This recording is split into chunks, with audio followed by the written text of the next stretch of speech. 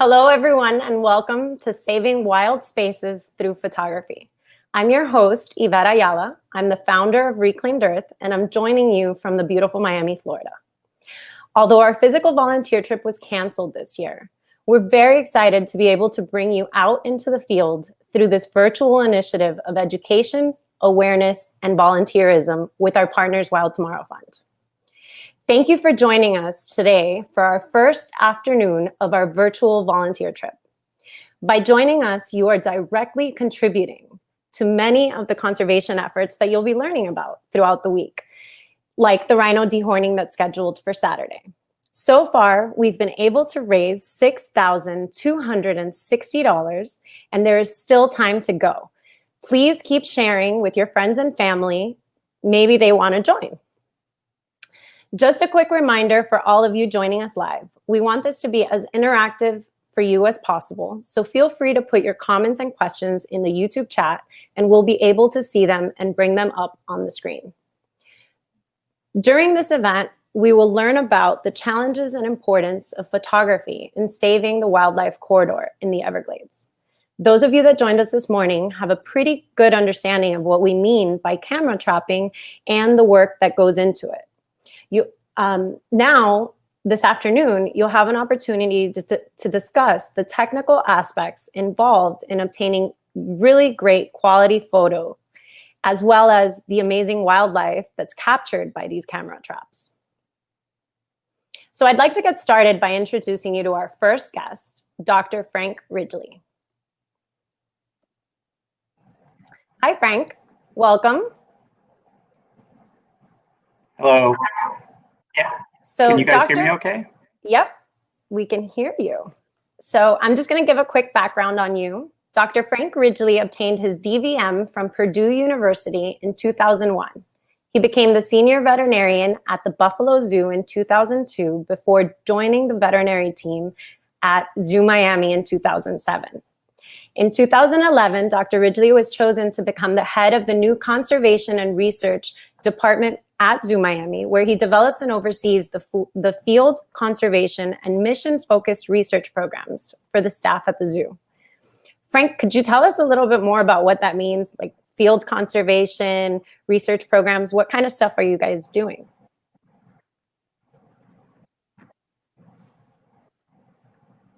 Yeah, I will try. Hopefully you can hear me okay. The connection's bad on my end of it. So really my job here at Zoo Miami is to find initiatives where we use our staff's expertise, and we try to come up with field conservation programs and research initiatives to help imperiled species, mostly the ones that are here in our here that reside at Zoo Miami. So we have so many threatened and endangered species here, but also in our own backyard, because we don't want to forget about the endangered species right in our own backyard here in South Florida. Yeah. So I'm always in awe of what you guys are up to, like the bat boxes that I see up at the zoo and around certain neighborhoods here in South Florida. And so great work. Everyone can keep up with Frank and his team at the zoo by going to zoomiami.org. We can put up the link up here on the screen. For you all, there's a conserve tab, and that's where you can check out all of his projects and what they've got going on. So thank you for what you and your team are doing for our environment. It's really incredible work. Do you mind setting the stage for our talk today? Like, tell us a little bit about the Everglades.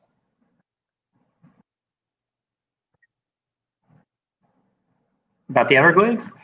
Yeah, so the Everglades, I think when people use that word, most people think about Everglades National Park. You know, it's a globally famous national park here in kind of the southwestern tip of Florida. But the Everglades is actually something much greater than that. And sometimes you'll hear people call it the Greater Everglades ecosystem, because the Everglades actually starts in the headwaters of the Kissimmee River, way up north by Orlando. And it's all interconnected going through the entire southern part of the state through all these different regions. And it's actually, you know, I think when people think of the Everglades, they maybe think of the sawgrass prairies, right? Those large water ecosystems or the sea of grass. But actually, there are so many different kind of types of ecosystems in the Everglades. There are longleaf pine forests, pine rocklands, hardwood hammocks, cypress swamps, both freshwater, brackish, and marine wetlands. All of these are part of what we call the Everglades. And I like to remind people, when you think of the Everglades, you should not think of just a park that's kind of federally protected and off to the southwest. I love to remind people here in Miami that you are living in the middle of the Everglades, because I want people to think about that. Everything that you do in your daily life, like what you throw away, what you pour down the sink, what you flush in the toilet, all of that is going into the Everglades. And the Everglades is vital to all of us who live down here, because nearly 1/3 of the state's population depends on the Everglades for water. So not only for water, but think of all the other things we probably take for granted, our quality of life, why people want to come live down here, all the great natural resources, our economy, all these things depend on this beautiful ecosystem called the Everglades. And it's what makes Florida unique and valuable to really the rest of the country too, because of this unique ecosystem that exists down here. Yeah.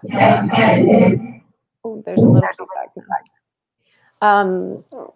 Yeah, it's really learning about the Everglades. You realize how there's no place on earth like it. And so just to give our viewers a little taste of what the Everglades is like, I have a quick video that I'd like to play.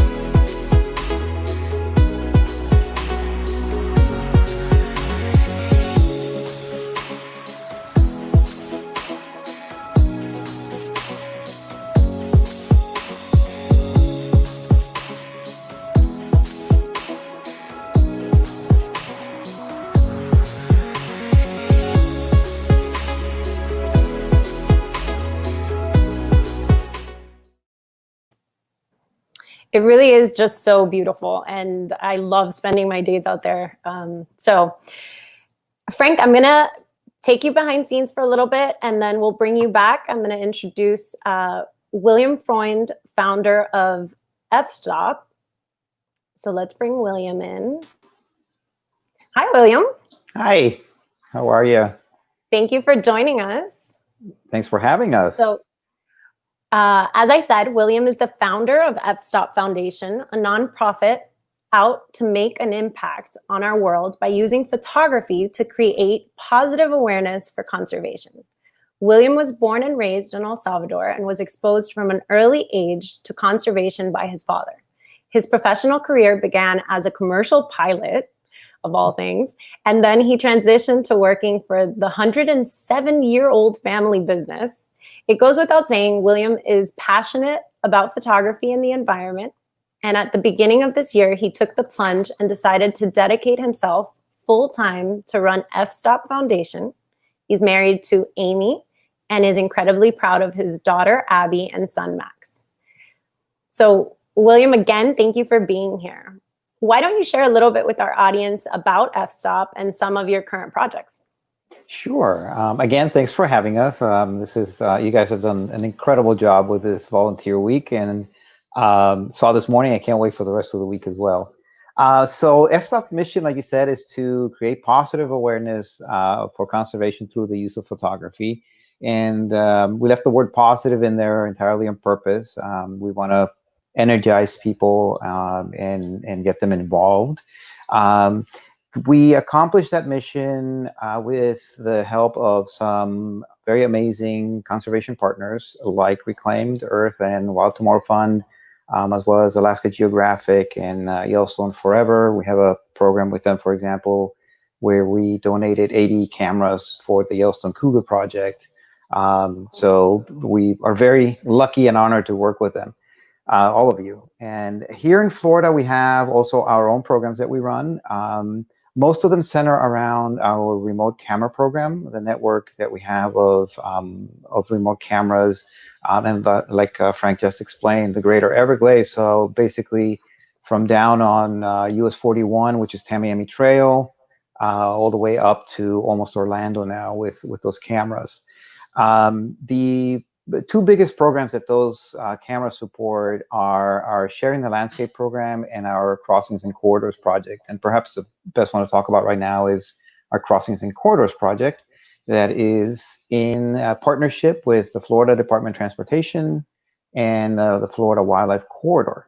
And what we're trying to do with that project is to it's two things. It's to create the awareness of what the corridor is, what crossings are, and then also help Department of Transportation figure out where to put specific crossings as they continue to expand our road network. We have 900 to 1,000 people a day moving to Florida, and FDOT has to make roads bigger, make new roads, hopefully not too many of those, and our content is very helpful to them in figuring out where to put those corridors. So that's a little bit about us. And I guess the only additional point to make there is that as we talk about Florida and the Everglades, and specifically things like the corridor, endangered species, human and animal interaction, it's the same. I like to say it's the same play with different players, with different actors, as we have in South Africa, in Yellowstone, right, in many parts of the world. So they're this almost exact same issues. It's just we're dealing with a Florida panther, they're dealing with cougars or elephants or whatever the actors might be. But that's a little bit about us. Well, the corridor and working with DOT to try to figure all that stuff out just sounds incredible. It sounds like a really practical aspect of, having less of the human-animal conflict. And so it's really great. I actually have a short video of you in the field, so I want to show that now. Okay.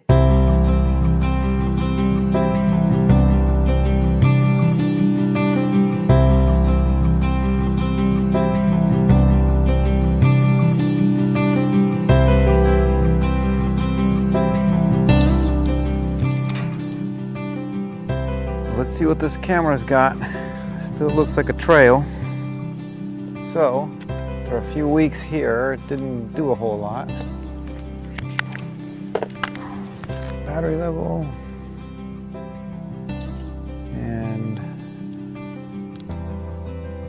starts in 13 seconds. All right, so we should be good to go. Lock this guy up. All right, so it stays. Until next time, let's go.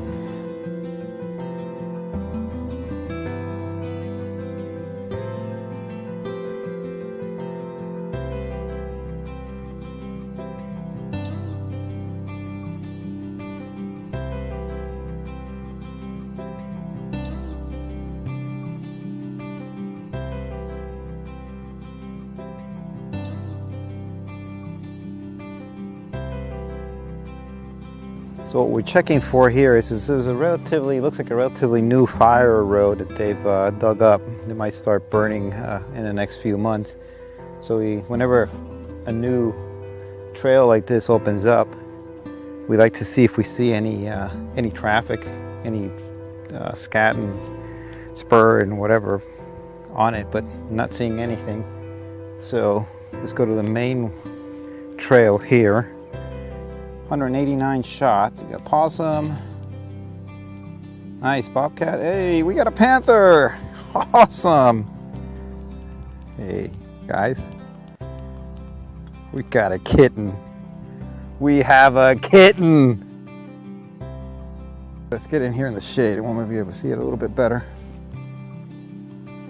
Well, here it goes again. This one looks larger.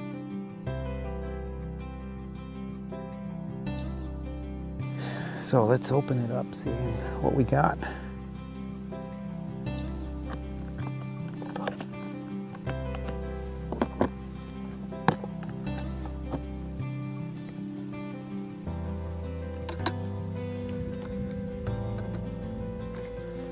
Alright, so I just disconnected the PIR from it, and got 420 images. This camera is set to shoot 5 shots with each trigger, so that's about 80 shots, 80 triggers I should say. So some of us setting it up, and let's see, and pretty much second trigger after that, we got a bobcat coming into the frame, actually from over here, kind of where I just came from, and then going that way. And then the third trigger is actually a panther. So we got a panther in this camera as well. That's phenomenal. That's one of those yeehaw moments. And cut.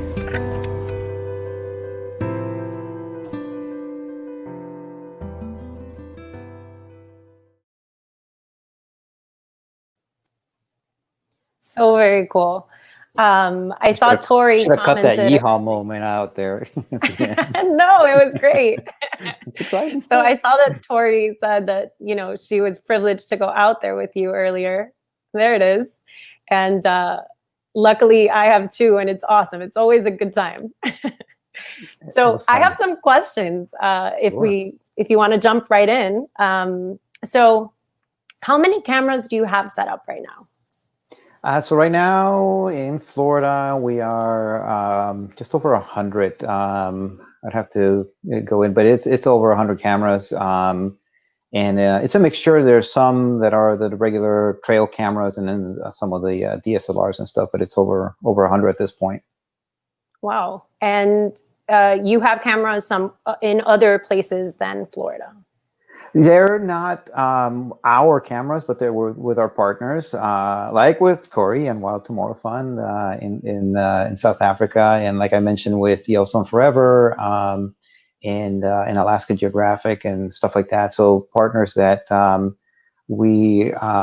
are closely aligned with what we're doing and with our mission, and that are just incredible. And so we try to support with equipment and that kind of stuff. So yeah. Very cool. And so you said you have about 100 here in Florida. How often do you go check on them and service them, and who helps you do this? Well, so we go, it depends on the camera. The trail cameras, the Moultries, you know, the regular thing that people think of as a trail camera. These guys can go for quite a while. So they can be checked every month and a half without a problem. Unless there's something, you know, they are out in the bush, so the weeds grow, the ferns grow. And so if you're not careful and you're getting a lot of false triggers and you don't check them often enough, you'll end up with no space in the card and no batteries. But pretty much every month and a half. The DSLRs also depends on how often they're getting triggered. We try to get to those about every 3 weeks.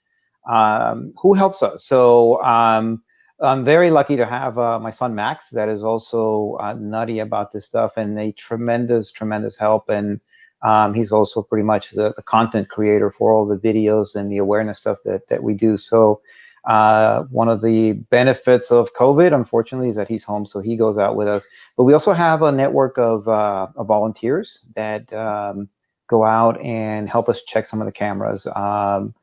We have specifically 2 from FGC3 now, from Florida Gulf Coast University, and they're going out and checking the cameras and that kind of stuff. And we're trying to grow the network of volunteers that we have for processing the cameras. That's the bottleneck for any of us that are doing this on a large scale around the world. The bottleneck is, the biggest challenge isn't the cameras or where to put them or all that, although those are fun challenges. But the bottleneck is, imagine 100 cameras with 100 SD cards, and each SD card has 300 videos, and you get those every 3 weeks, and you have to sort them and upload them and do the whole storage stuff. So that we're trying to grow the network of volunteers to help us do that. Very cool. So I see Lisa said opening a camera trap and seeing the photos is like opening a present full of wonderful surprises. It is. and Lisa, that is what keeps you, one of the things that keeps you going. It is absolutely true. For sure. And I think we have a question. So that's some expensive gear in there. Does it ever get stolen? Very good question. So everything that we put out, for those that saw Tori's presentation this morning, you see in Africa, because of the type of preserves, they can just strap it to the tree. We can't do that here. So everything that we put out is very protected. This Browning, for example, if I can get it out, you see the camera, and then that's inside of this metal casing, and then this gets strapped to the tree, and it has a lock that goes around it. The bigger DSLRs, you can see the case back here. So that case closes up, and then that also is we use a chain and basically chain to a tree and that kind of stuff. All of that can be broken, but in most cases, it's enough for people to not mess with them. And the great majority of people are very respectful. There's a lot of hunters, and they really, you know, they're goofy. They say hi, they make faces and stack of stuff, but they don't mess with the cameras. It's usually some kind of poacher that wants to mess with the camera. And we do have them in Florida. So we lock everything up. Cool. And then we have A wants to know, how many different panthers do you think you've captured? Very good question. So unlike the leopards, tigers, etc., our deer panthers, except for the kittens, our deer panthers have, you know, like they're just single color. There is no differentiation between them. So it's really hard to tell. Some of them we are able to identify after a while. You know, they're missing a piece of an ear, they have a certain scar. But the rest of the markings are very transient, you know, whether it's a tick mark or something, and it ends up going away. So it's very hard to tell how many panthers we've captured. The total number of panthers in the state, well, not in the state, but south of the Caloosahatchee is between 120 and 230. If I have to guess, I would say we've captured 30, 35 different animals type of thing. So Wow. Something like that, maybe. Very cool. And so what prompted you to start FStop? Well, so we, Max and I, my son Max and I, we've had a passion for photography for a long time. And like you mentioned in the intro, I've been outside and in conservation basically my whole life. And so at one point we sort of looked at each other and said, why don't we, you know, how do we put these two things together? How do we put the passion and love for photography and the power that we know the photography has and conservation? And that started us thinking about FStop. But it was one particular trip. I've got that image if you want me to show it. So I don't see it connected anymore. So if you can make sure. Oh, that's why, because I had to switch over. Okay, so I'll talk about it, and then and at the same time, I'll try to connect us while we're talking here. Cool. There we go. So we were out in one of these, what's called in Florida, a wildlife management area, which is a sort of it's a protected area, but that also gets usage. Usage is allowed by people. So for example, people can go and hike on the trails, people can drive through it, and there's hunting allowed as well. And we were in there one time taking pictures of as many birds and things that we could get. And I don't know if you can see it now. That it doesn't pop up on here. It doesn't? You know what? We'll do it this way. Can you hit share screen? Oh, yes, wait, no. It hasn't. You haven't entered the studio with that yet. Okay, sorry, so guys. Technical difficulties always happen. My Wi-Fi disappeared the second that you know what? We're going to do it the easier way. We're going to do it this way. Does that help? No, that's not what I want to do. Anyway, so we were out there and we had stopped to eat lunch under these pine trees, and I looked down, and literally as I'm standing there, between my 2 feet, I see this paw print, a spur, and I, you know, wasn't quite sure what I was looking at, But as I took a picture of it and I started investigating, and I, figured out that it was the size of my palm, and there's really only one animal out here that makes a paw print that big, and it was a panther. And so from there, that really got our thinking caps on, and we started thinking about it and saying, okay, so this animal just went right by here at some point. So what do we do? And we got this old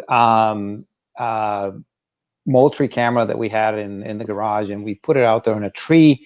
And I think we've conquered the technology. Yes, I think we did. There we go. And so you got it. So now on that one, hit share screen, and I think we got it.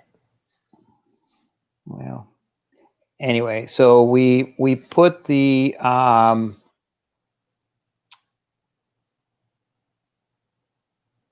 sorry, Thanks, guys, folks. for bearing with us. Yes, I apologize. It always happens. There we go. No worries. There we go. And so here now you guys can see thank what. you. Sorry about that. I apologize. I had to change my Wi-Fi the second that Yvette was going to introduce me. But anyway, so on the left you see the tracks, the spur of the panther, and on the right you see our very first image that we got with that Moultrie camera, and it was a week later, and we couldn't believe that was actually what happened, and that sort of really pushed us forward to figuring out all of the technical details of how do you put a DSLR out there, and how do you trigger it, and how does it all work.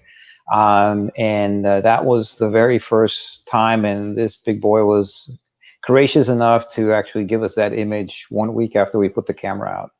That's so we were awesome. lucky. Yeah. Well, I think you knew what you were doing to a certain degree, right? I'm going to say yes. Yes, we definitely knew. It was a lot of guessing, Yvette. Yeah. So you've mentioned several different camera setups. You want to tell us a little bit about the different ones you use?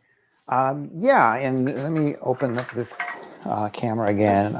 So this, like I mentioned, is just your regular run-of-the-mill trail camera.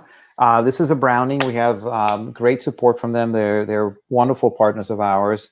It has the ring for the batteries and the SD card, and then a bunch of different options on whether we want to do still or videos, etc. It's actually pretty powerful. It's a 20 megapixel image that comes out of it, so it actually allows us to do quite a bit with the image and with the videos. And then we also have, let me pull this guy out. So this is a Nikon D3200. This is the workhorse of our still cameras. The 3200 is an older camera. We actually buy them used on eBay, but they are in great shape, and they also are they're 24 megapixels, so it's quite a bit of power that it's giving us. And we pair it up with a very high-end Sigma. This is a 1020, which is a super wide-angle lens, and it really allows us to get creative with the composition. This thing you see on top is a wireless trigger, that sort of in there, the system of the DSLR and the video cameras that we use are Sony cameras, much more complicated than the trail camera. Trail camera, basically, you can strap it to the tree, aim it in the right direction, and walk away. We call it our expeditionary force, where we can really put a lot of them, and then depending on what's happening, we can bring in the more powerful cameras. That all sort of, this is the PIR, which is the brain power of the whole system. This is called the passive infrared. And this comes from our also friends and supporters called Camtraptions in England. And this has a bunch of options. This is the infrared eye. And then we have options on the programs that are underneath this thing. And then also we can control the luminosity, the frequency of shots, the sensitivity, etc. And this gets hooked up to a receiver. And then we have usually 3 to 4 Nikon flashes that are connected to. Just to understand, so that little device, the PIR? Passive infrared. Yes. So Mhm. that's like what tells the system to take a picture, right? Yes, this is identical in many ways to if you have an alarm in your house, a little thing that sits up in the corner of your wall that detects if somebody's walking through your house. So what it detects is the infrared sense, infrared of an animal, basically, through that little guy here, and so this is what actually triggers the camera. And then the camera triggers the flashes, and if everything aligns, then everything works together at the same time. And they're awesome. They're pretty much weatherproof, and all our equipment works really hard. It stays out there 365 days a year. It only comes home if it's broken or needs some kind of maintenance. And so these guys really has to be hurt and pretty sturdy. I don't know if you can see it, but this is the case that we put the cameras in, and plastic, and also pretty hardy and able to protect it and lock it. And so it gets pretty technical and pretty crazy, but they get the job done. And So William, we actually have a question about the camera housing. Yep. So where can they get that camera housing for the DSLR? So be glad to share that with anybody that wants to, as well as any kind of advice and that you need. You can look up the housing, the PAR, and the wireless remote triggers all come from Camtraptions, CAMTRA Contraptions. But we can certainly We can if you post send that me, link if you want yeah, on the YouTube. right, or send me an email through the FStop there it is. website, and I'd be glad to send you all. Oh, there it is. Thank you, Wendy. Excellent. Yeah, and it does get a little technical, so be glad to help with any of that stuff. The more people we have out there doing this stuff, the better, as far as we're concerned. So no secrets held back, or you have the advantage of over 5 years of banging our heads against the wall to get you ahead, so you don't have to have those bruises. So you've shown us the cameras, the setups. You have some pictures of what it looks like in the field, right? Yep. So let's put this up on screen. So tell us what's going on here. So here you're seeing well, very, very much the Florida bush of the drier Everglades. And on the lower left there, you see the camera housing with the camera inside. Just to the, to our left, but the camera right, you see the little PIR sitting there right next to it. And then you see two of the flashes on the left and the right there of that cabbage palm there. There's a third flash that's out of view, that's sort of highlighting the background of the picture. And for all of you photographers out there, so you all know how technical it is to get a picture at night with flashes. And this is just as technical and then some, because you're leaving the camera, right? So you have to set the focus point where you think the animal will be. You still need the animal to cooperate and actually step in that place. So you have to play the same considerations you have when you take a regular picture of what should your ISO be, your f-stop, your shutter speed, how much power should you put into each one of those flashes, and you have to compose the image. So it's very challenging. It's a lot of fun. I can very honestly say that it can be very frustrating. And I could show you slideshows, reams of images of parts of panthers. And so you get a lot of tails, you get a lot of butts, you get a lot of legs, you get a lot of noses, and then eventually some stuff actually comes together. So it's it can be challenging, but extremely rewarding. But that's what you're looking at there. You see the chain going around that palm tree there, that cabbage palm, and all the other pieces that go along with it. Yeah. And so this is one, and then you have another image to show us, right? Yeah. Oh, this is. Yeah. So explain to us what's happening here. This looks like paparazzi out there. And so the other picture, as you saw, was not on a trail. It was off trail. This one is actually on one of the maintained trails in this wildlife management area. you actually see two camera setups. The one that's on the foreground is our Sony setup. And you see three lights, two sort of rectangular ones and then one little one on the top. And this can be 3, 4 different lights depending on what we're trying to do. This one actually has 2 PIRs, one looking each way because the Sony takes a little bit longer to wake up. And so we need a little bit more of a forewarning that the animal's coming. But that's what you're seeing on the left side. And a little bit just down the trail there, you see one of our regular DSLR setups with 3 flashes. Although it looks like they're all sort of they're all pointing at very specific locations. There's also a couple of Moultries that are stuck there just to make sure that we're not missing stuff with the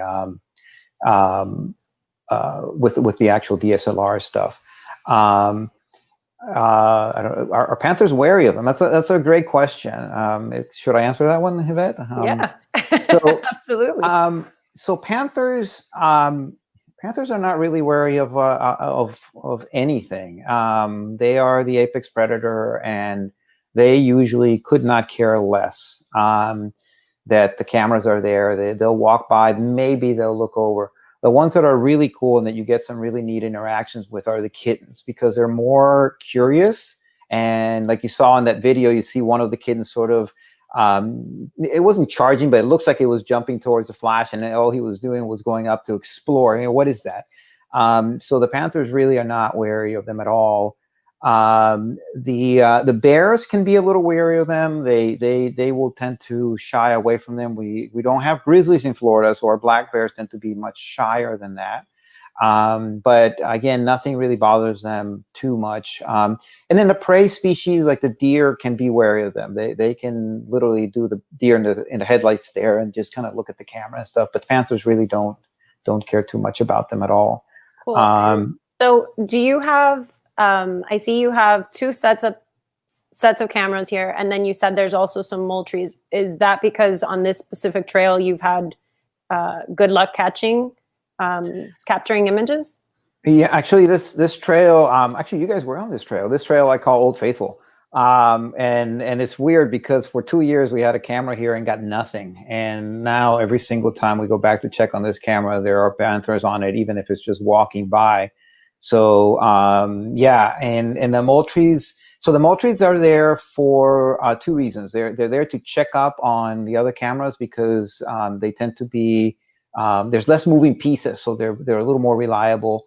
And they also are an extra piece of content that we can get. This particular setup actually was there. We don't tend to double up like this, but this particular setup was because just off of here, about 40 yards away, there was a mama panther with kittens. She was denning there, and so she was bringing the kittens out. They're tiny. They were only maybe 4 or 5 months old or something, and she was bringing them out right towards where that Sony camera is, and then she usually would turn right towards the other camera. And you don't get those chances too often. So we doubled up on the cameras, and she didn't care, and the kittens didn't care. So we were feeling a little paparazzi, but I think it was okay. Awesome. So I think now's a good time to bring back Frank, and then we can discuss some of your awesome pictures. Okay. And let's swap out this. Hi, Frank. Welcome back. Hi. And let's pull up some awesome pictures. So tell us about this, William. So this is obviously a composite. You don't get all the animals in at the same time. Frank is laughing right now, rightly so. This is a composite, but it is all with the same camera, obviously in the exact same location. And obviously you see the panther on the left, and then you see the bobcat, the sandhill crane, the white-tailed deer, the rabbit, possum, and the raccoon. And the idea of this of doing this composite is one of the main things we're trying to show is that the panther is an umbrella species, and these are just some of the animals that happen to walk by that same camera that are under that umbrella species. The saying in Florida goes, if we can save the panther, we can save Florida. And the male panther will have a territory of about 200 square miles, which is enormous. A female can be about 80. And I've toyed with the idea of actually having me sit right in front of that and putting me in the picture, or one of us in the picture, because the reality is that humans are also under the umbrella of the panther, right? So our drinking water for most of Florida comes from the greater Everglades, and trying to protect that. The panther's an ambassador for us to try to protect those areas, and that's where the water runs and filters into our aquifers. I think you guys can correct me. I think it's 7 million people that just in South Florida, right, that depend from in those aquifers. So we are also under that umbrella. So that was the idea of that composite, is to create that, and be able to tell that story. Yeah. I love the scale. That kind of shows you the scale of the different wildlife close to each other too. I mean, what really impresses me is the size of the sandhill crane. Height-wise, people don't appreciate how big that bird is, but I think that portrays it very well. Yeah. One of the big things that impressed me when I moved to South Florida and began working in panther habitat was how different it was having an apex predator present in a forest compared to where I grew up in the Midwest, where we had deer overpopulations. And I used to love the woods where I grew up, and I didn't realize how unhealthy they were. And then when I moved to South Florida and I was out in the field, especially Big Cypress National Preserve, and knowing that the panther was there and how it controlled some of the other populations of the animals and how healthy everything looked because they were there, I think it brought me a new awareness on how big a role they actually do play. Just like how we hear, how the wolves have changed Yellowstone and those changes there. The panther is doing that very much the same way here in South Florida and helping keep those ecosystems healthy. Yeah, and that's actually, one of our challenges when I talked briefly about the Sharing the Landscape project that we have going on. Of 900,000 people moving to Florida, the great majority are coming from areas that no longer have an apex predator. And there is quite a bit of educating that we have to do, because they'll move here, and especially in the southwest part of Florida, and they'll have pets outside, and they'll have goats, and a panther will eat a goat, and they'll eat a cat, and so there's quite a bit of educating that we have to do to people that are moving from parts of the U.S. that have never had or haven't had an apex predator for 100 years. So yeah, it's normal, and it's not what should be normal. Yeah. So just to go back to the question that was put on screen a little while ago from the sandhill crane is that bird species that you see in the screen. And we're going to talk a little bit more about it in some of the upcoming pictures. So what else do you have for us, William? Well, here we have 3 different animals. Well, obviously in the middle is Yvette, and then next to her, pointing at one of the panther tracks, there is Axel from Wild Tomorrow Fund. Basically, we are out there. This is in a slough, and Frank can describe what that is a little better. But let's just say that it's not so dry all of the year. And here we're very lucky that we just got the right consistency of mud to get some really nice prints of the panthers, and it's one of the ways we're able to figure out where do you put the camera. I mean, do you just put it anywhere? And my rule of thumb is I will not put a camera out unless we see some kind of track, some kind of sign, whether it's actual spur or track or scat or a scrape or anything that shows us that this is an active trail. So that was what we're discussing there in that picture. And there's a whole science to reading tracks like that. I had the pleasure of working with the McBride family, who do a lot of the panther tracking work, and they're famous for other species too that they've helped do tracking across the Americas. But there's 3 generations of them, and I've worked with all 3 generations out in the field, and it's amazing. You'll be out there at the crack of dawn and you'll see a panther track and you get excited, and they will come down and look at that track and be like, oh, well, see, you can see there's the tiniest little spider web here, and that means that it's been here for this many hours. So that cat's long gone. Don't even mess with it. I learned a lot from them when we were trying to scout for fresh tracks, and what they consider fresh is a lot different than what you and I might think. They're looking for a cat that literally just walked past, and if it's a few hours old, they don't even look at it. But it's amazing what you can learn from people who have worked with them, and what you can tell from just one track. You can tell so much. Right. Yeah. We actually, you're not far from here, maybe 150 yards from that spot.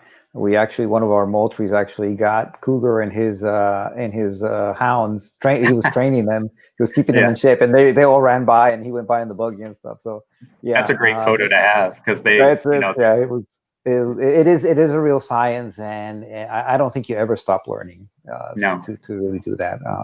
It really shows you how we have these very linear ideas of animals, and of especially like apex predators like this. And when you really start learning how to track them and read the tracks, and I'm a newbie at this, but when you start learning about it, it really gives you a good understanding of just how dynamic their lives are, and why one turns this way, and all of the mental processes that go into their lives, that we think they just go from point A to point B looking for a deer, and it's like, no, there's so much more into what they do. So yeah. Okay, so let's go to the next picture. I'll pull it up. Oh my gosh, beautiful. So this is one of our Florida black bears. I'll let Frank tell you about it and just tell you some technical stuff of this on the camera side, I guess. Again, this is off trail, and this was really kind of deep in there. Believe it or not, there's two. It's sort of like a Y right there. One is where the bear is coming from, and the other one is just off to the left. Let's see my pointer work, like right there.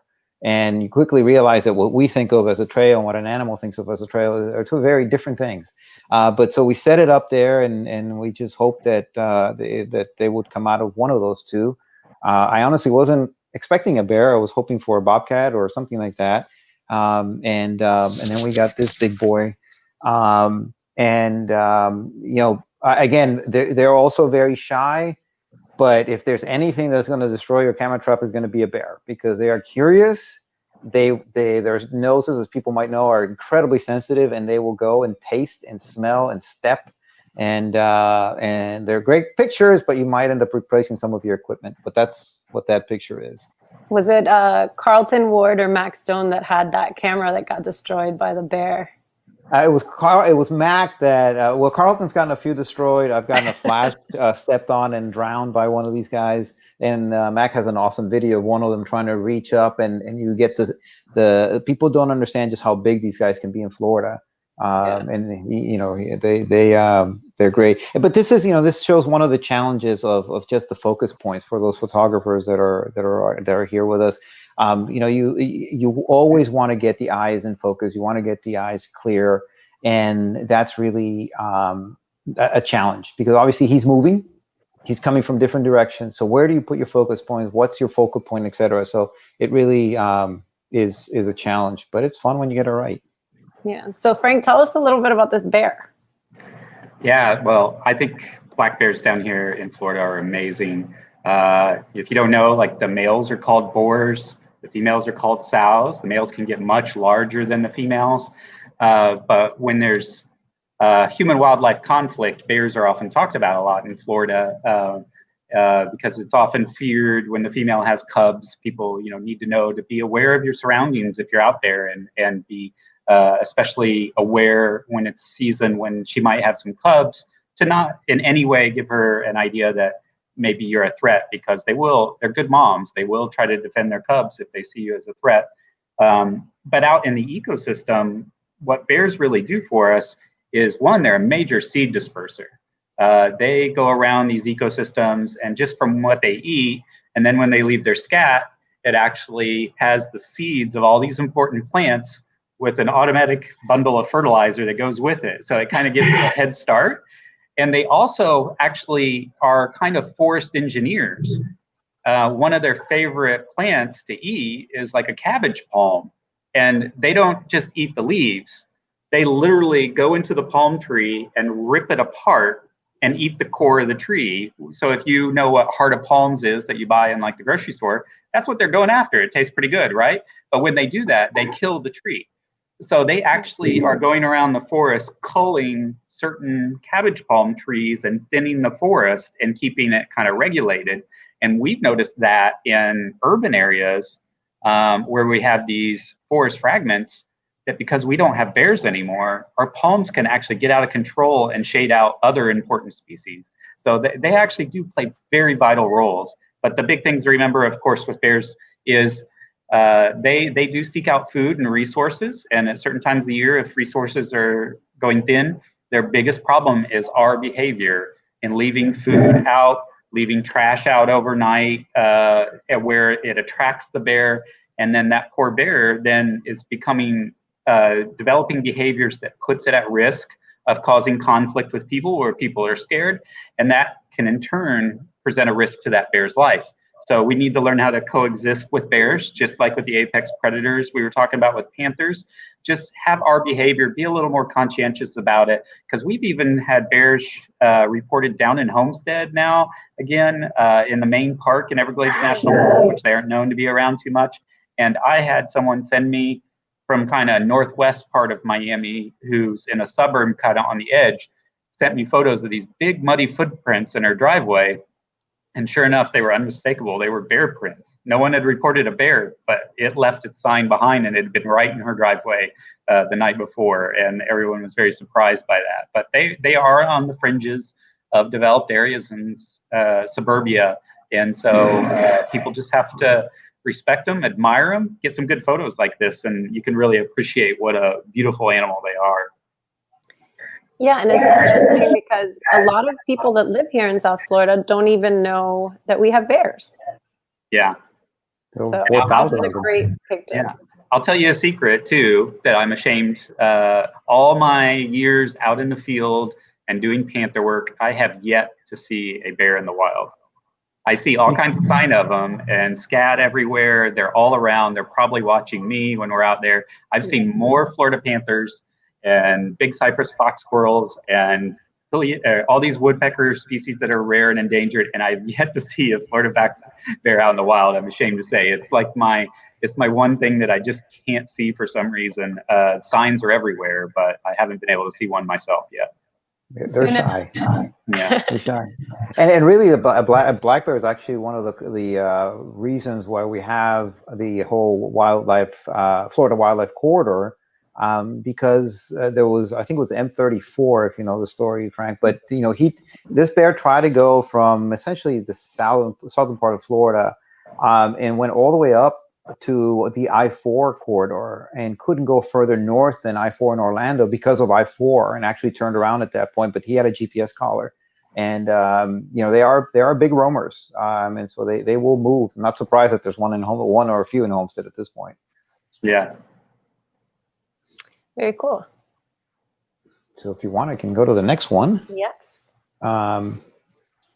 And here's obviously the sandhill crane from the composite, except here she was ahead of her little colt. But again, photography wise, the challenges of this type of thing is this is across a trail. And you in the other pictures you saw the panther, which was much closer. So you still have the same issues of focusing, and how do you still get these little eyes in focus? You're not there to change anything, so you have to really think ahead of all this. We got lucky with the night sky, and that there was some kind of light coming up, not cutting off heads, not cutting off feet. Where do you put the flashes and all that? So those were one of the challenges, and we just got lucky that I think it's a she, had her little colt with her.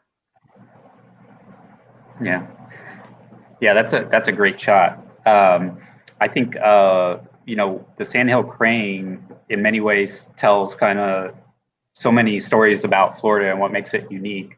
So one thing is these guys usually like freshwater wetland areas. And of course, with the history of Florida, we've drained a lot of those or developed a lot of those. And so habitat has shrunk for this species in some key areas. They're not that commonly found in the northern part of the state or in the southern part of the state. They're very, their highest densities are central. And the sandhill crane kind of is interesting. Like many species in Florida, there is a resident population. So the subspecies, the Florida sandhill crane, which tends to be a little smaller. And then there is a migratory population of sandhill crane that is considered a different one. So we have some that live here all year round. And then we have some that actually migrate all the way up to the northern part of the country. And that's where they have part of their life cycle. But it's part of, because we have this subtropical climate, sometimes we get these species that just decide to stay, and that there's enough resources that they don't need to migrate anymore. So we end up with two different species. And that's kind of how species are made, right? There's some little ecological niche. And then as those populations separate over time, you end up with new species eventually over long periods of time. And that's why the Florida panther is so important too, is because it's the last remaining puma population in the eastern part of the United States. And it's very isolated down at the southern tip of Florida. So they believe, again, keeping that genetic diversity for that species as a whole. But the sandhill crane really represents kind of, major things with Florida. It's unique, and it causes these unique effects on species, similar like the grasshopper sparrow is that, the southeastern kestrel. All of those species have resident Florida populations that are unique, and then kind of genetic cousins that are migratory ones. And so the sandhill crane really kind of exhibits that really well. Frank, and you mentioned that it's a really tall bird. How tall is the sandhill crane on average? I'm the Florida sandhill. I can't really remember, but you saw in that composite next to a white-tailed deer, again, which is smaller usually in southern Florida than in the Midwest. But I think they're about like 3.5, 4 feet tall, aren't they? Yeah, something like that. Yeah, for sure. Very cool. Yeah, we have Saurus cranes in our aviary here at the zoo, and I know they're about 6 foot tall. They look you right in the eye. They're pretty intimidating. And these birds are imposing to a lot of other wildlife. They have powerful kicks. They can fly very fast too, but with that beak, that stabbing kind of shaped beak, something to think twice about taking them on. Bobcats are big predators of some of them, especially the young, but they're an imposing size, so they do fend off some potential predators just due to their ability to kick and then use that beak as a defense. Very cool. So what's next? Let's see. Yep. The bobcat. So this is quite a special shot for us. This is a bobcat entering a culvert on US 27 up by Sebring in the central part of the state, and you can obviously see the truck that was actually there. We didn't Photoshop it. The truck going right over, and this is part of the work that we're doing with FDOT. When I first put this camera out, to be honest, I looked down that culvert. 27 there is very wide. It's a 4-lane road with extra spaces for when it becomes a 6-lane road. And I said, this is such a waste of time. Why? And there's no way an animal is going to go into this dark, thin, long tunnel. And boy, we've been very surprised. It's bobcats, it's possums, it's armadillos, raccoons. And the more you see the videos and the images of this type of action, the more you really start to question and understand our impacts as humans, right? And so this bobcat obviously has never been hit by a truck because it's alive. So how does it know? There's no fence there, and you can see it could very easily climb up and go over onto 27. So how do all these animals know to actually go into this culvert? And the whole idea of ancient migration routes and just the need for connectivity becomes really, really important. And the work that we're doing with FDOT and that's happening throughout Florida, it becomes just so important, not only for the animal safety, but quite frankly for the people safety. In the last 5 years in Florida, we've lost 24 people due to wildlife car accidents, right? So, and then I think in the U.S., the cost per year is $8.3 billion or some ridiculous number like that of impacts. So it's important both for humans as it is for wildlife. But this was quite an eye opener. This location. That's amazing. Technically, real quick, we had to crawl in there, put a flash inside so you can see the light of the tunnel inside. And the biggest challenge here was how do you set up the flashes so they go off in the light that area, but not blind the driver, right? So there's no flashes actually going in the direction of where the truck is coming from. So this was probably the most challenging location we've ever had to light. Very cool. And so, Frank, what can you tell us about the Bobcat? I think this is an amazing photo, and this kind of work that William's doing, documenting how these underpasses, or in some areas they actually have wildlife overpasses, in other parts of the country, how important those are to be integrated into planning for roads and systems, because they do learn to use it sometimes. They also have to be maintained, but it can provide a one mechanism where we can more peacefully coexist. And I tell you, whenever I see a bobcat, it's just an amazing experience. I think they are such a cool cat. For wildlife rehabbers, they're just known as a ball of fangs and claws. Like, you do not mess with a bobcat. They are very feisty cats. And we actually had one come onto zoo property here in the middle of Miami, because around the zoo, we actually have hundreds of acres of this critically imperiled forest, and a bobcat dispersed here. They will use railroad tracks and canals as ways to kind of connect between areas, and a male dispersed here, probably looking for his own territory, just like Florida panther males will disperse in different parts of the state too, and the black bears trying to find their own territories. And so I can just envision this, maybe being a male on the way looking. They often have to find their own unique territory where they can hunt for their own and claim it as their own without competition of other males nearby. Yeah. And so we've got Matt saying, it would be interesting to see if any prey animals would use this culvert with the lack of potential hiding spots. So it's a great question, Matt, and we have plenty of prey species using the culvert on a very consistent basis. Like I said, armadillo, possum, raccoons, even otter. And we actually did get lucky enough. I don't have the time to pull it up, but there's actually, at one point I moved the camera inside the culvert to where the flash is, right next to the flash. And we have one of these bobcats that's actually coming out with a big rabbit in its mouth. So, I don't think he's hunting inside the culvert, but on the other side is a mitigation bank, and, it's a bit of a highway, but everybody's using it. We haven't gotten the big guys yet. They're not quite as common there, but and it's too small for deer, but all the other prey species are there. But that's awesome. Yeah. Very, very cool. And I think we've got two more, right?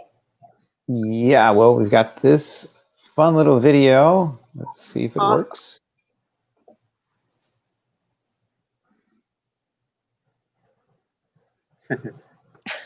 Oh my gosh. I'll give you the technical stuff, and then I'll let Frank talk about the biological stuff that's going on there. But so this is a 36-inch pipe underneath a very small 2-lane road in Florida. And again, big surprise that the pipe is actually a bit of a super highway for the smaller prey species, as well as feral cats. And this is a spotted skunk that you just saw doing its thing there. And take it away, Frank. Yeah, that's amazing. Spotted skunks, they are a really cool little species of skunk down here. I love their patterns. Most people think of striped skunk. They don't know about these little tiny, kind of spunky little skunks with the spots all over in pattern. But you can see that skunk was obviously aware of something with William's setup, and it was taken a little bit by surprise. and they are just a small, little, vulnerable species. They have a couple defenses, but one of them, when it feels surprised or it feels like maybe there's a predator eyeing it up, is to do that handstand. You see, stand on their front legs, put those back legs up, try to look as big as I can, right? I'm trying to look big and scary, even though I'm a tiny little skunk, and even the spots sometimes, can be disorienting to predators. And then the other thing, of course, the skunk has at its disposal, as it's also giving you a warning: I'm going to spray you. And if you've ever been sprayed by a skunk, it's not a fun experience. It is not a great experience at all.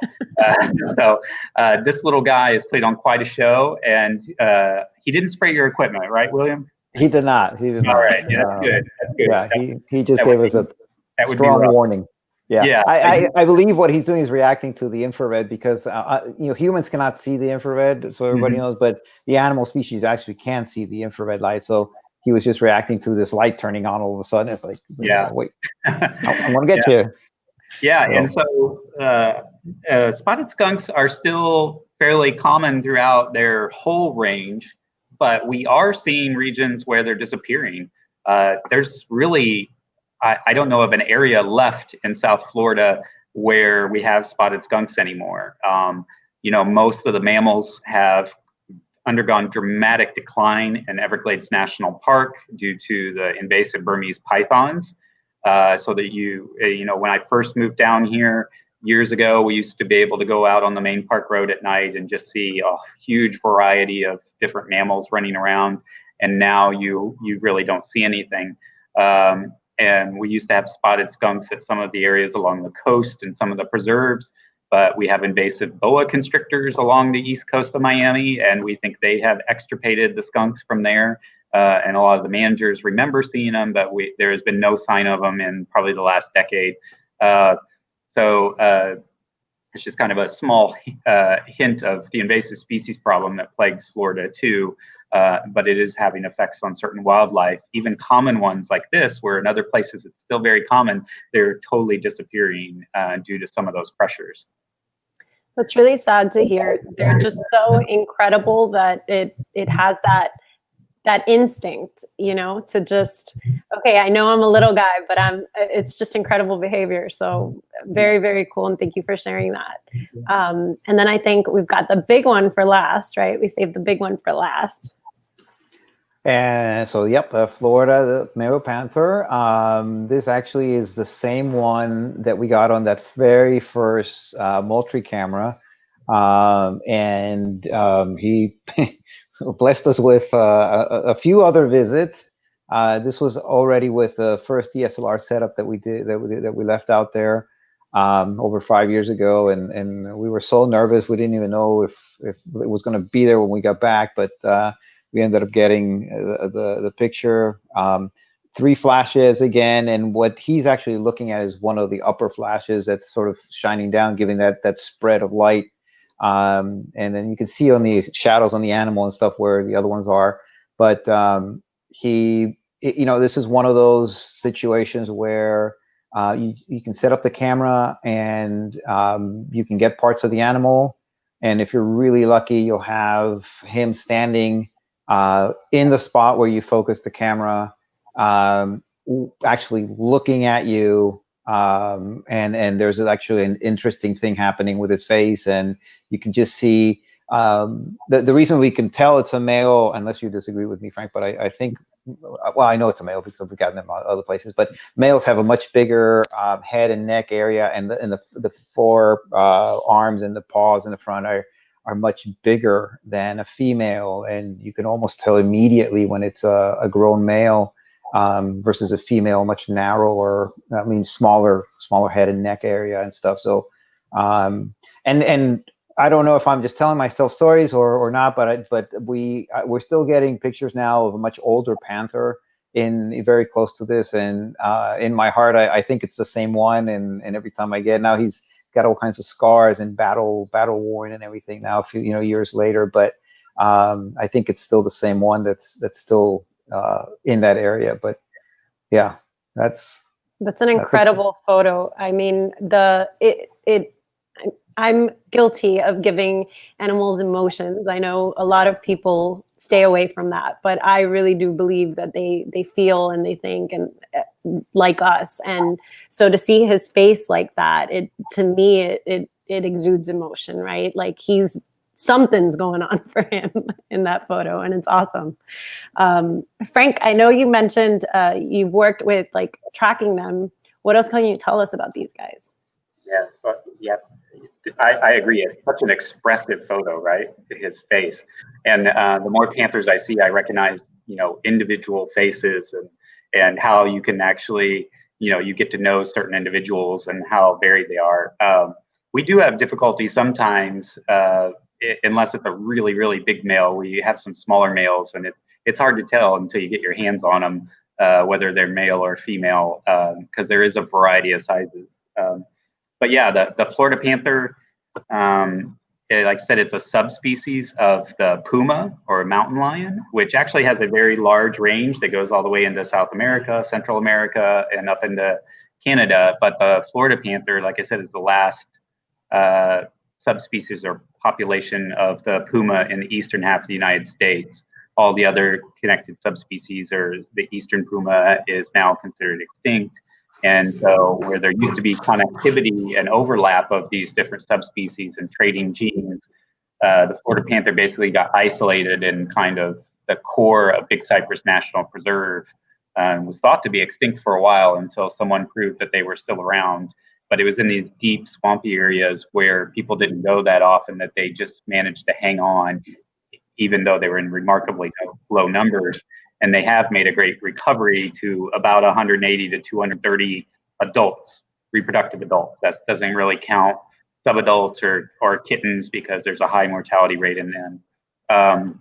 And we've seen just in like the last 10 years, there's been a flip in the major cause of mortality for panthers. It used to be there was actually more panthers seem to die every year from competition between individual panthers in these preserves, males killing other younger males over competition of resources and prey.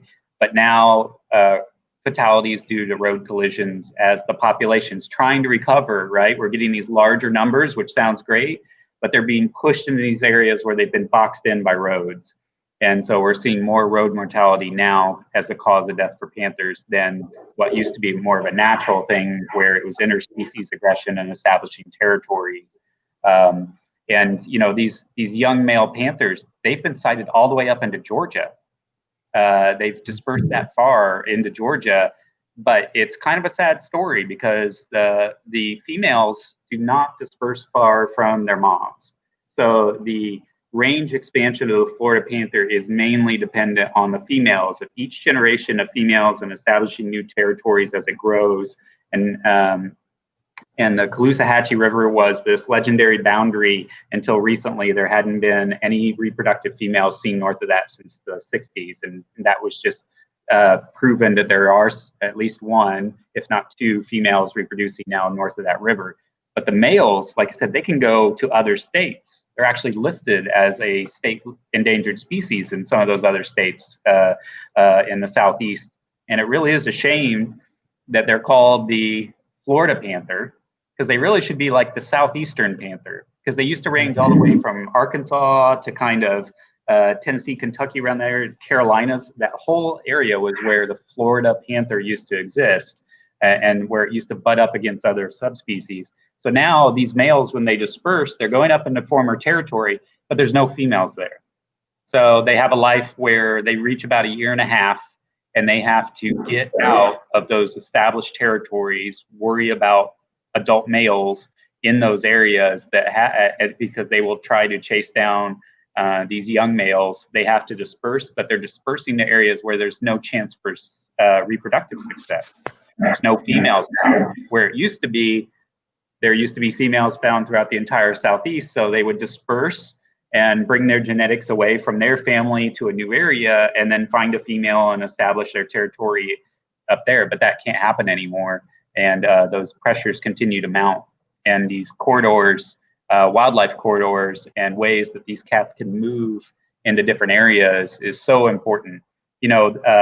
Frank, so we've got a quick question. Sorry to interrupt you, but are there any programs or is it in the works to maybe translocate some of these females for those dispersed males? The U.S. Fish and Wildlife, Florida Fish and Wildlife have shied from doing any translocations just due to the immense social and political pressures. Because, like William talked about, there are families that have lived in Florida and ranched and farmed for generations, but the current population has never lived side by side with predators, while maybe their great grandparents used to know how to manage their lands with these cats around and live side by side, but they've lost that knowledge or lost that will to change the way they manage livestock and ranges here in Florida. So they have shown that translocations into northern Florida in some forests and to areas in Arkansas and Georgia, they would do wonderfully. You have to remember, Florida panthers are an upland species. They like upland dry habitats. They don't like necessarily to be in cypress swamps.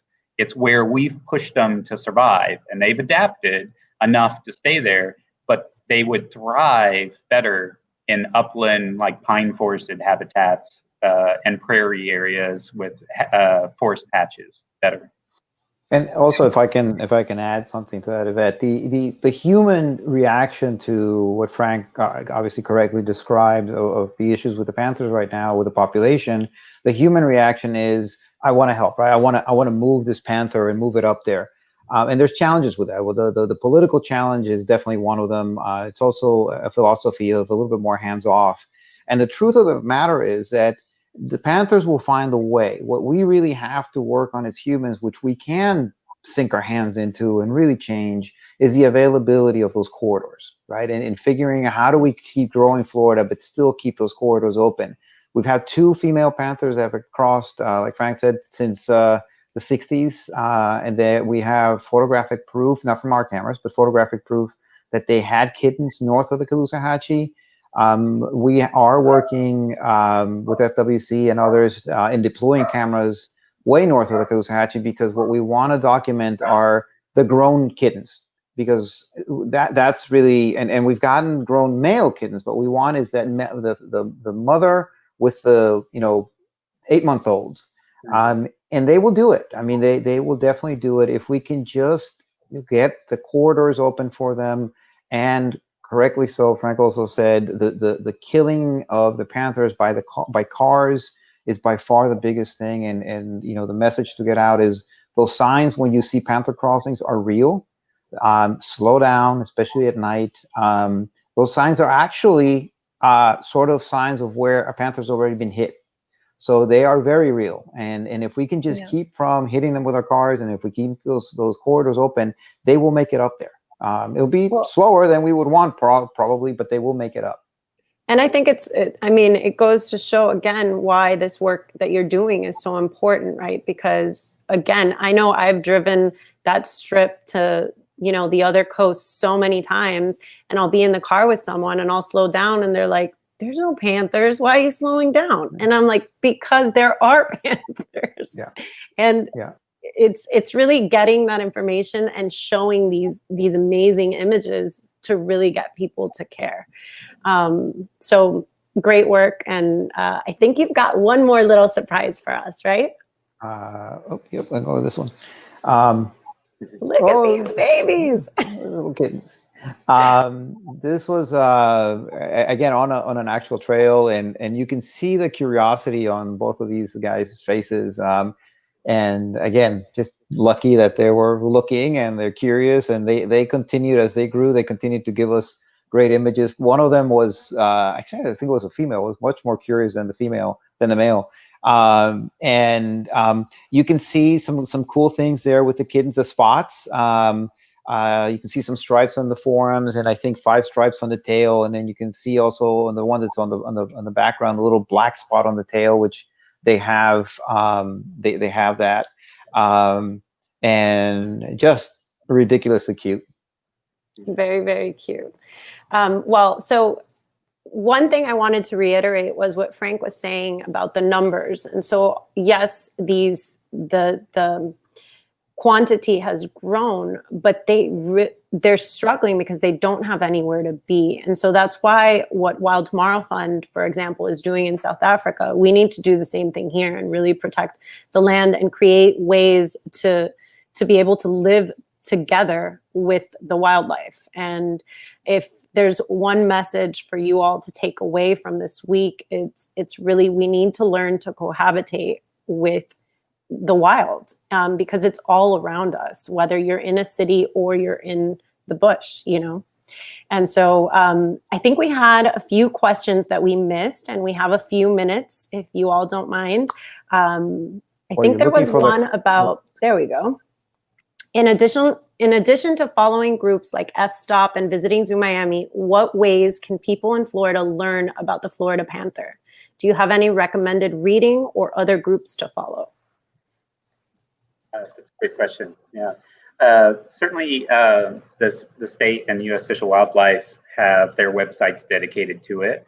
And then there are some other sub-websites, like Carlton has a great website that shows his work and talking about how you can help with the corridors.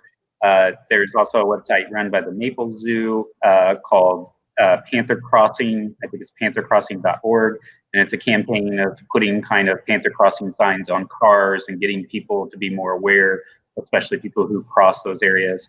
And so there's some great information online about that, and can really send you the links to some other sites that have more detailed information and statistics on the panthers. And you can actually sign up with the FWC for email alerts about Florida panthers. They have certain databases that they track, and I'll get certain emails that tell you about certain key things that are going on with the Florida panther. Very cool. And so just to clarify, you said Carlton, and so you were talking about Carlton Ward?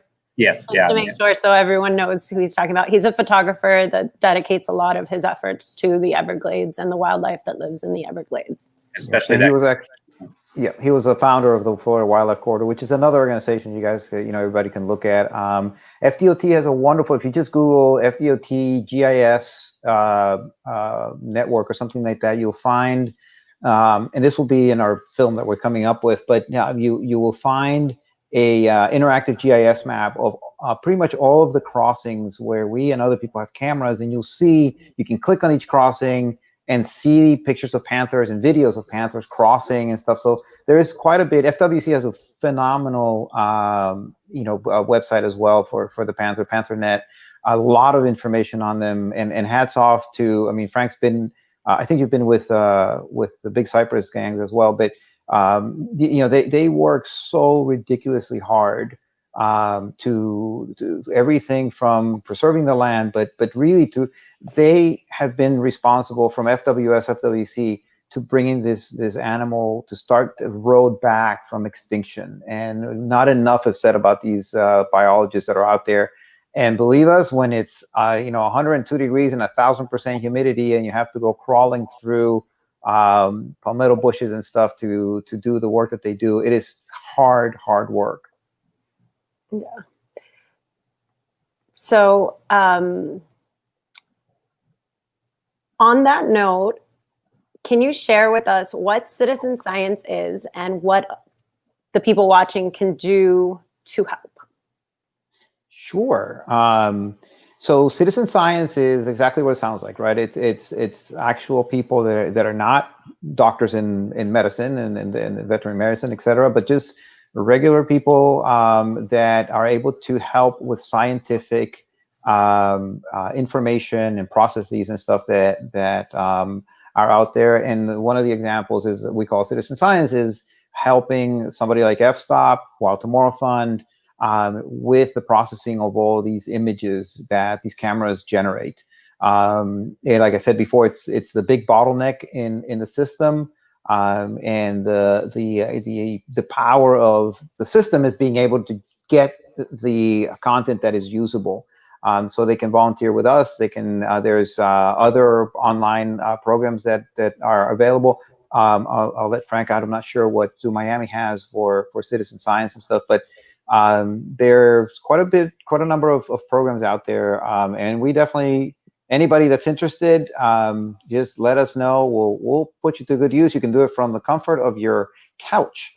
It is a little bit, it's pretty cool when you start opening these files and you see the panther, you see the bear, you see the different animals and stuff. So we would welcome the help. Yeah. Yeah, we rely on reports all the time. We have a network of people and partners that are out there reporting stuff.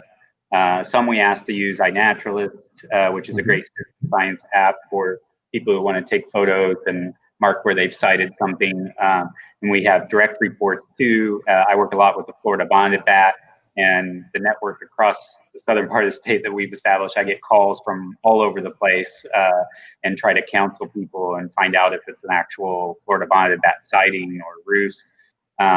We at the zoo itself too, we helped establish a camera trap array in Africa at Pielansburg Park there, and that goes through the Zooniverse program, and that was amazing.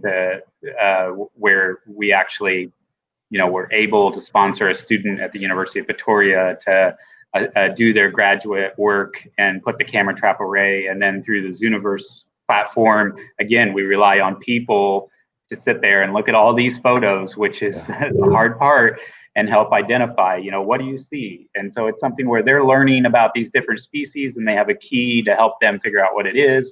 And I think a lot of it, right, you go on percentages. If, 98% of people say it's this and there's this many, then that's pretty, you can be fairly confident that that's what you're actually seeing in the picture. And it saves us a lot of work in going through that just mounds and mounds of data that we get. Amazing, guys.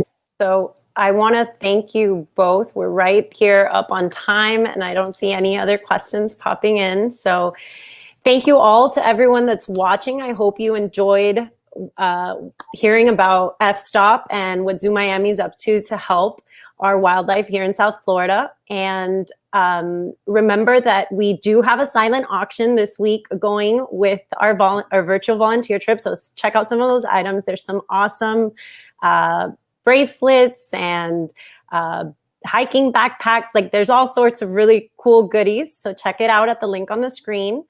And we'll see you tomorrow. We've got a little video we'll send you off with. And so, yeah, thanks, and see you tomorrow. Thank you, Yvette. Thank you.